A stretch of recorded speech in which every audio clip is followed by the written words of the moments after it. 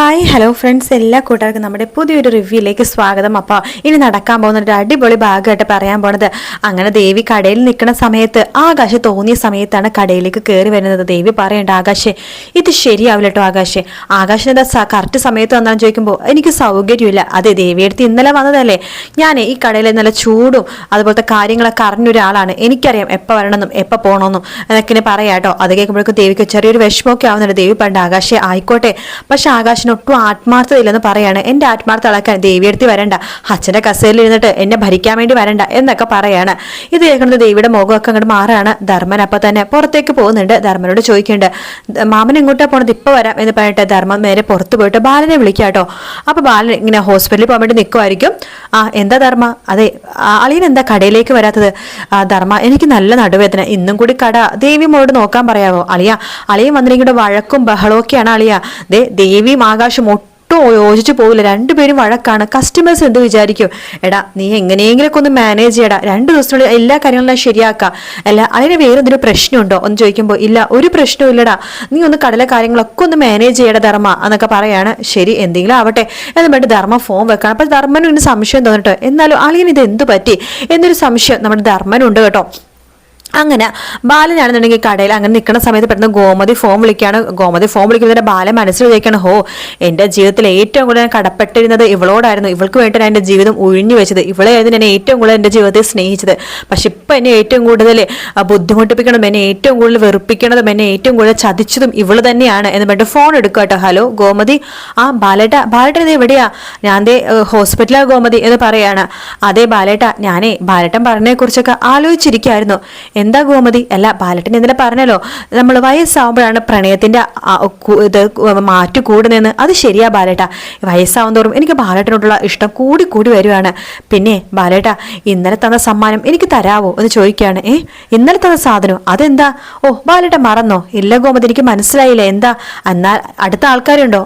അടുത്തൊക്കെ ആൾക്കാരുണ്ട്, എന്ന് ഞാൻ അങ്ങോട്ട് തരാം എന്ന് പറഞ്ഞിട്ട് ഒരു ഉമ്മ ഗോമതി ഫോണിലൂടെ കൊടുക്കുകയാണ്. ബാലനും ഒരു ഇഷ്ടമില്ലാത്ത രീതി ബാലനും തിരിച്ച് ഉമ്മയൊക്കെ കൊടുക്കുന്നുണ്ട്. പറയുന്നുണ്ട്, ഗോമതി എന്റെ പേര് വിളിക്കാനായി ഞാൻ ഫോൺ വെക്കുക എന്ന് പറഞ്ഞിട്ട് ബാലൻ ഫോൺ വെക്കാണ്. ശേഷം ബാലൻ നേരെ പോണത് ഹോസ്പിറ്റലിലേക്കാട്ടോ.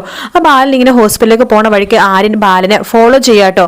അച്ഛൻ ഇത് എങ്ങോട്ടാ പോണത് എന്ന രീതിയിൽ ബാലന്റെ തൊട്ടു പിന്നാലെ തന്നെ ആര്യനും ഹോസ്പിറ്റലിലേക്ക് പോകുന്നുണ്ട്.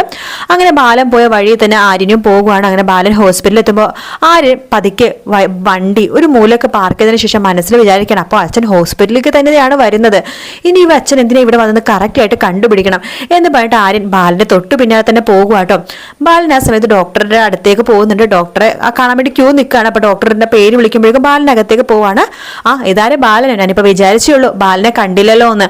അല്ല ബാലനെന്താ പ്രത്യേകിച്ച് ആ പയ്യന്റെ ഇമ്പ്രൂവ്മെന്റ് അറിയാനായിട്ടാണോ? അവൻ കണ്ണൊക്കെ തുറന്നു ബാല, പക്ഷെ കാര്യങ്ങളൊന്നും വ്യക്തമായിട്ട് അവന് പറയാൻ പറ്റുന്നില്ല. ഞാനിന്ന് ചോദിച്ചായിരുന്നു, പക്ഷെ അവനൊന്നും സംസാരിക്കാൻ പറ്റുന്നില്ല. നമുക്ക് കുറവുണ്ടോ ഇല്ലയോ ഒന്നും പറയാൻ പറ്റില്ല. പിന്നെ സംസാരശേഷി അവനെ ശരിക്കും നഷ്ടപ്പെട്ട രീതിയിലാണ് ഇപ്പൊ ഇരിക്കണെന്ന് പറയാണ്. ഞാനിന്ന് അവനെ കണ്ടോട്ടെ ഡോക്ടർ എന്ന് ബാലൻ ചോദിക്കുമ്പോൾ അതിനെന്താ, ബാലൻ പോയി കണ്ടോളൂ എന്ന് പറയണം. അങ്ങനെ ബാലൻ ഐസിന്റെ ഉള്ളിലേക്ക് കയറണം. അപ്പൊ അവിടെ വേറെ ആരും ഇല്ല കേട്ടോ. ബാലൻ പെട്ടെന്ന് മിഥുന്റെ അടുത്തേക്ക് വരുന്നുണ്ട്. മിഥുൻ അപ്പൊ ബാലനെ തന്നെ നോക്കിക്കൊണ്ടിരിക്കാനായിട്ട് പറയുന്നുണ്ട്, എടാ നീ ആരാണെന്നോ എന്താണെന്നോ എനിക്കറിയില്ല, പക്ഷെ ഒരു കാര്യം എനിക്കറിയാം, നീ എന്റെ കുടുംബമായിട്ട് എന്തോ ബന്ധമുണ്ട്. പറയടാ, നിനക്ക് എങ്ങനെയാടാ എന്റെ കുടുംബമായിട്ട് ബന്ധം? നിനക്ക് എങ്ങനെയാടാ ആര്യന്റെ മിത്രനൊക്കെ നിനക്ക് എങ്ങനെ അറിയാടാ? സത്യം പറയടാ, നീ അവര് തമ്മിലുള്ള ബന്ധം എന്താടാ എന്നൊക്കെ ചോദിക്കുകയാണ്. എടാ ഞാൻ ഒരുപാട് സത്യങ്ങൾ അന്വേഷിക്കാൻ വേണ്ടി നടക്കുവാണ്. 2 ദിവസത്തിൽ തന്നെ ഞാൻ എന്തെങ്കിലുമൊക്കെ സത്യം അറിയും. അതിനുശേഷം ഞാൻ നിന്നെ ശരിക്കും ഒന്ന് കാണാൻ വരുന്നുണ്ട്. ഈ ഗെയിമിൽ നീ എൻ്റെ കൂടെ വേണോടാ. നീ എൻ്റെ കൂടെ ഉണ്ടെങ്കിൽ മാത്രമേ ഈ ഗെയിമിൽ എനിക്ക് വിജയിക്കാൻ പറ്റുള്ളൂ. അതുകൊണ്ട് ഞാൻ ഈ ഗെയിമിൽ നിന്നൊരു കരുവാക്കാൻ വേണ്ടി തന്നെ പോവാടാ എന്ന് പറയാണ്. മിഥുൻ ഇങ്ങനെ ബാലനെ തന്നെ നോക്കിക്കൊണ്ട് ഇങ്ങനെ കിടക്കുവാട്ടാ. ബാലൻ പറഞ്ഞ, എന്താണ് നീ എന്നെ നോക്കണത്? നിനക്കേ ഞാൻ ആരാന്ന് ശരിക്കും അറിയില്ല. ഞാൻ ഗോമതി സ്റ്റോഴ്സ് ബാലനാണ്. അങ്ങനെ ആരുടെ മുമ്പിൽ ഞാൻ തോൽക്കില്ലടാ, തോക്കാൻ ഞാൻ നിന്ന് കൊടുക്കില്ല. എന്റെ വീട്ടുകാരും എല്ലാവരും എന്നെ ചേർന്ന് എന്നെ തോൽപ്പിക്കാൻ വേണ്ടി നോക്കുവാണ്, പക്ഷെ ബാലൻ തോൽക്കില്ല. എല്ലാവരും ഞാനായിരിക്കും തോൽപ്പിക്കാൻ പോണത്, നീ നോക്കിക്കോ. അതുകൊണ്ട് ഞാൻ നിന്നെ ഇതിലേക്ക് വലിച്ചഴക്കാൻ വേണ്ടി പോവാടാ. ഈ ഗെയിമിൽ എന്റെ കൂടെ നീയും ഉണ്ടാവണം എന്ന് പറയാണ് ബാലൻ. മിഥുൻ ചെറിയ ദേഷ്യത്തോടു കൂടി തന്നെ ബാലൻ ഇങ്ങനെ നോക്കണത്. ശേഷം ബാലൻ നേരെ ഹോസ്പിറ്റലിൽ നിന്ന് ഐസിന്ന് പുറത്തേക്ക് ഇറങ്ങാണ്. അപ്പൊ പെട്ടെന്ന് ആര്യൻ അത് കാണുന്നുണ്ട്. ആര്യൻ പെട്ടെന്ന് അവിടെ ഓടി ഒളിക്കാട്ടോ. അപ്പൊ ബാലനൊരു സംശയം തോന്നുന്നുണ്ട്, അത് ആര്യനാണോ?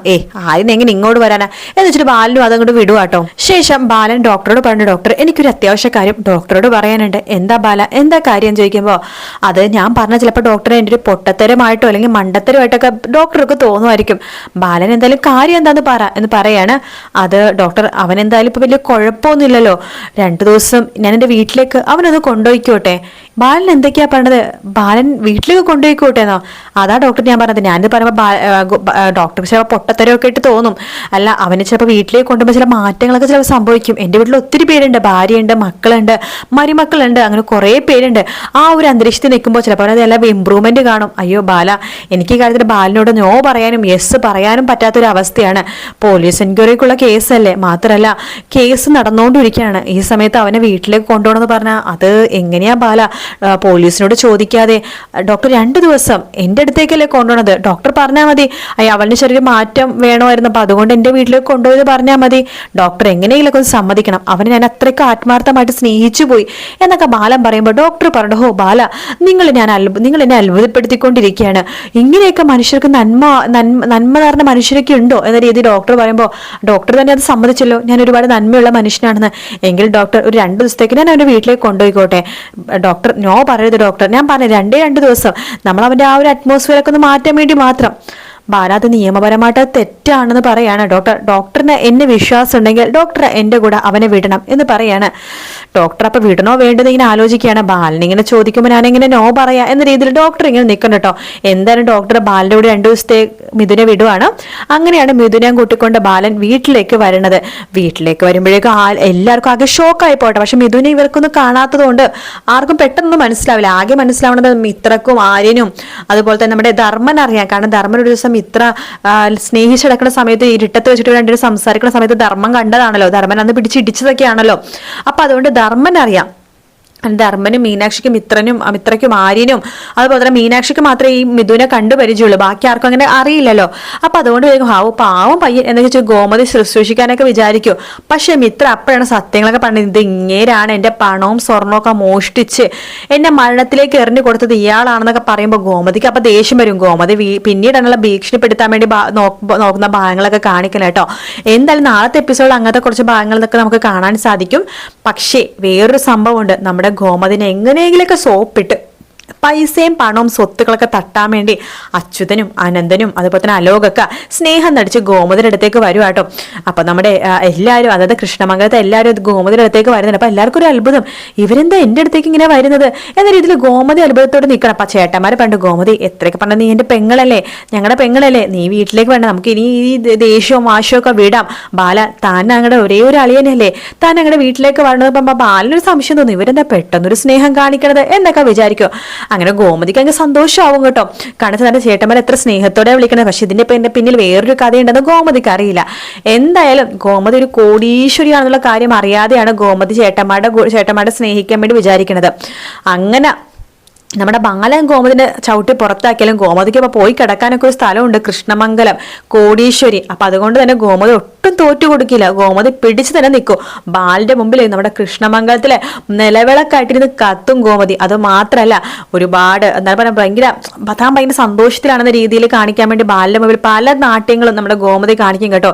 എന്തായാലും ഗോമതിക്ക് കയറി കിടക്കാൻ കറക്റ്റായിട്ട് ഒരു സ്ഥലം കിട്ടി. എന്തായാലും കാത്തിരുന്ന് കാണാം ഫ്രണ്ട്സ്. വീഡിയോ ഇഷ്ടപ്പെടുകയാണെങ്കിൽ ലൈക്ക് ചെയ്യാനും സബ്സ്ക്രൈബ് ചെയ്യാനും കമന്റ് ചെയ്യാനും മറക്കല്ലേ. മറ്റൊരു വീട്ടിൽ കാണാം. Take care. Bye bye.